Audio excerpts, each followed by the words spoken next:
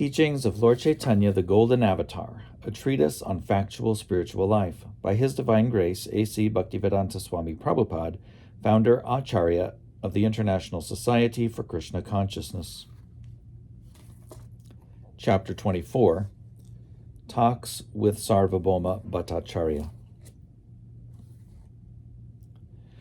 When Lord Caitanya met Sarvabhauma Bhattacharya at Jagannath Puri, the Bhattacharya, being the greatest logician of the day, wanted to teach the Lord Vedanta philosophy.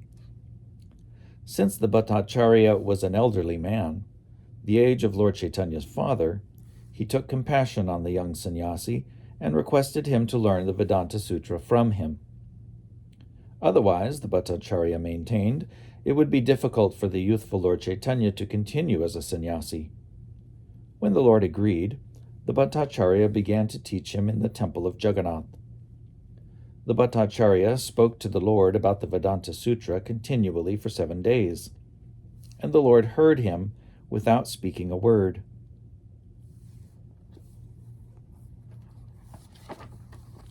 And there's a plate showing this.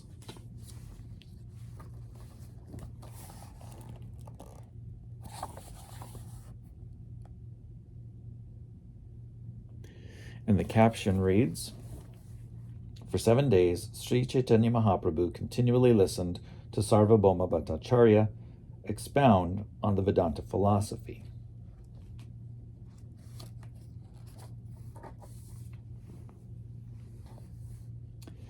On the 8th day, the Bhattacharya said, quote, "You have been hearing the Vedanta Sutra from me for the past week, but you have not asked any questions, nor have you indicated whether I am explaining it nicely. So I cannot tell whether you are understanding me or not." Unquote. Quote, "I am a fool," the Lord replied. "I have no capacity to study the Vedanta Sutra. But since you asked me to hear you, I am trying to listen. I am simply listening to you because you said that it is the duty of every sannyasi to hear the Vedanta Sutra. But as far as your explanation is concerned, that I cannot understand." Unquote. Thus the Lord indicated that in the Mayavadi Sampradaya there are many so-called sannyasis who, even though illiterate and unintelligent, hear the Vedanta Sutra from their spiritual master just as a matter of formality. Although they listen, they do not understand anything. As far as Lord Caitanya was concerned, the reason he said he did not understand the explanation of the Bhattacharya was not because it was too difficult for him to understand, but because he did not approve of the Mayavadi interpretation. When the Lord said that he was an uneducated fool and could not follow the expositions, the Bhattacharya replied, "If you do not follow what I am saying, why don't you inquire? Why do you simply sit silently? It appears that you do have something to say about my explanations." Unquote. Quote, "My dear sir," the Lord replied, "as far as the Vedanta Sutra itself is concerned, I can understand the meaning quite well, but I cannot understand your explanations. There is nothing difficult about understanding the meaning of the original aphorisms of the Vedanta Sutra, but the way you explain them obscures the real meaning. You do not elucidate the direct meaning, but imagine something and thus obscure the true meaning. I think that you have a particular doctrine you are trying to expound through the aphorisms of the Vedanta Sutra." Unquote. According to the Muktika Upanishad, there are 108 Upanishads. Among these are the 1. Isha, 2. Kena, 3. Kata, 4. Prashna, 5. Mundaka, 6. Mandukya, 7. Taittiriya, 8. Aitareya, 9. Chandogya, 10. Brihad Aranyaka, 11. Brahma, 12. Kaivalya, 13. Jabala, 14. Shvetashvatara, 15. Hangsa, 16. Aruneya, 17. Garbha, and 18. Narayana Upanishad. The 108 Upanishads contain all knowledge about the absolute truth. Sometimes, people ask why Vaishnavas use 108 prayer beads for chanting the holy names. We think it is because there are 108 Upanishads containing full knowledge of the absolute truth. On the other hand, some Vaishnava transcendentalists think that the 108 beads represent the 108 companions of Lord Krishna in his rasa dance. Lord Caitanya protested against misinterpretations of the Upanishads, rejecting any explanation which did not give their direct meaning. The direct interpretation is called Abhidha-vritti, whereas the indirect interpretation is called Lakshana-vritti. The indirect interpretation serves no purpose. There are 4 kinds of understanding. 1. Direct understanding, pratyaksha. 2. Hypothetical understanding, anumana. 3. Historical understanding, aitihya. And 4. Understanding through sound, shabda. Of these 4, understanding from the Vedic scriptures the sound representations of the absolute truth is the best method. Traditional Vedic students accept understanding through the sound to be the best. The stool and bone of any living entity are considered to be impure according to the Vedic literature. Yet the same Vedic literature asserts that cow dung and conch shells are very pure. Apparently, these statements are contradictory, but because cow dung and conch shells are considered pure by the Vedas, they are accepted as pure by the followers of the Vedas without argument. If we try to understand the statements by indirect interpretation, creating some hypothesis, then we challenge the evidential authority of the Vedic statements. In other words, Vedic statements cannot be accepted according to our imperfect interpretations. They must be accepted as they are. If they are not accepted in this way, there is no authority in the Vedic statements.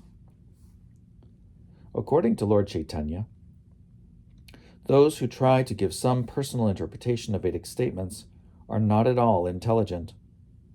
They mislead their followers by inventing their own interpretations.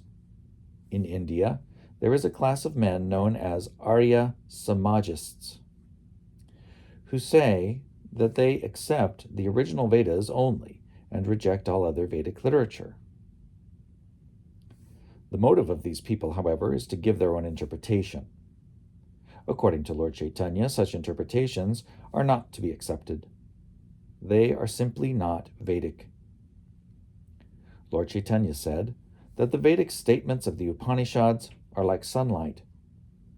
Everything is clear and very distinct when it is seen in the sunlight. The statements of the Vedas are similarly clear and distinct. The Mayavadi philosophers simply cover the sunlight with the cloud of their misinterpretation. Lord Caitanya then said that all the Vedic statements of the Upanishads aim at the ultimate truth, known as Brahman. The word Brahman means the greatest, and the greatest should immediately be understood to refer to the Supreme Personality of Godhead, the source of all emanations. Unless the greatest possesses 6 opulences in full, he cannot be called the greatest. The greatest is therefore the Supreme Personality of Godhead. In other words, the Supreme Brahman is the Supreme Personality of Godhead. In the Bhagavad Gita 10:12, the Supreme Personality of Godhead, Krishna, is accepted by Arjuna as the Supreme Brahman. The conceptions of the impersonal Brahman and the localized Supersoul are contained within the understanding of the Supreme Personality of Godhead. Whenever we speak of the Supreme Personality of Godhead, we add the word Sri, indicating that he is full with 6 opulences. This means that he is eternally a person. If he were not a person, the 6 opulences could not be present in fullness. Therefore, whenever it is said that the Supreme Absolute Truth is impersonal, what is meant is that his personality is not material. To distinguish his transcendental body from material bodies, some philosophers have explained him as having no material personality. In other words, his material personality is denied, and his spiritual personality is established. In the Shvetashvatara Upanishad 3:19, this is clearly explained. Apanipado javano grahita pashyatya chak shu sasrinotya karnaha saviti vedyang na cha tas yasti veta tam ahur agryang purushang mahantam. Quote, the Absolute Truth has no material legs and hands, but he has spiritual hands, by which he accepts everything offered to him. He has no material eyes, but he has spiritual eyes by which he can see everything and anything. He has no material ears, but he can hear everything and anything with his spiritual ears. Having perfect senses, he knows past, future, and present. Indeed, he knows everything, but no one can understand him. For by material senses, he cannot be understood. Being the origin of all emanations, he is the supreme, the greatest, the personality of Godhead. Unquote. There are many similar Vedic hymns which definitely establish that the Supreme Absolute Truth is a person who is not of this material world. The Haya Shirsha Pancharatra explains that although in each and every Upanishad the Supreme Brahman is first viewed as impersonal, at the end the personal form of the Lord is accepted. Another example is Sri Ishopanishad, the 15th mantra of which runs as follows. Hiranmayena patrena satya sya pihitang mukham tat twang pushan apavrenu satya dharmaya drishtaye. Quote, O my Lord, O Supreme Personality of Godhead, you are the maintainer of the whole universe. Everyone is sustained by your mercy. Therefore, devotional service unto you is the true religion of life. I am engaged in such devotional service, and so I request you to please maintain me and ever increasingly engage me in your transcendental service. You are the eternal form of such Chid Ananda, and your effulgence is spread all over the creation, just like the sunshine. As the sun disk is covered by the glaring sunshine, so your transcendental form is covered by the Brahmajyoti.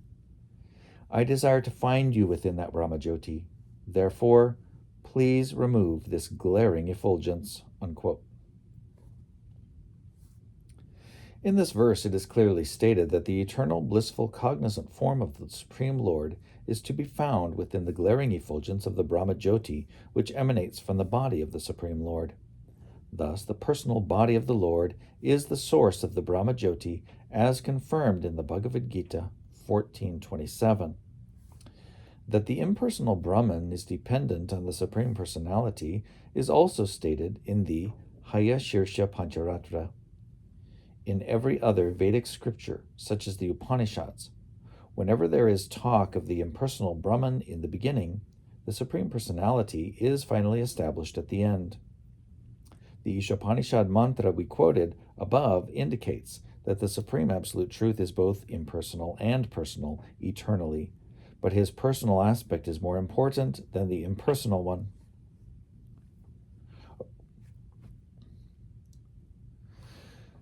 According to a mantra in the Taittiriya Upanishad, Jato va imani bhutani jayante, this cosmic manifestation is an emanation from the Supreme Absolute Truth, and it rests in the Supreme Absolute Truth.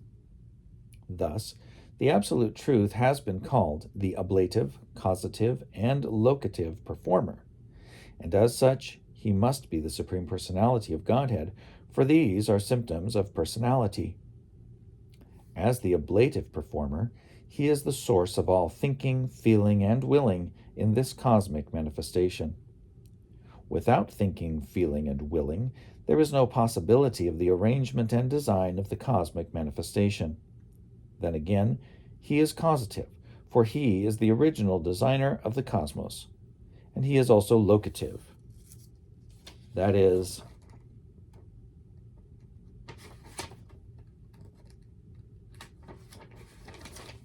everything is resting in his energy. These attributes are all clearly attributes of his personality.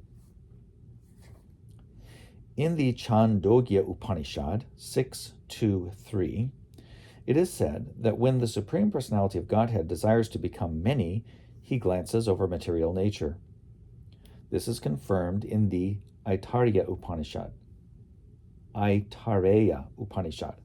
1.1.1 with the words Sa Aikshata.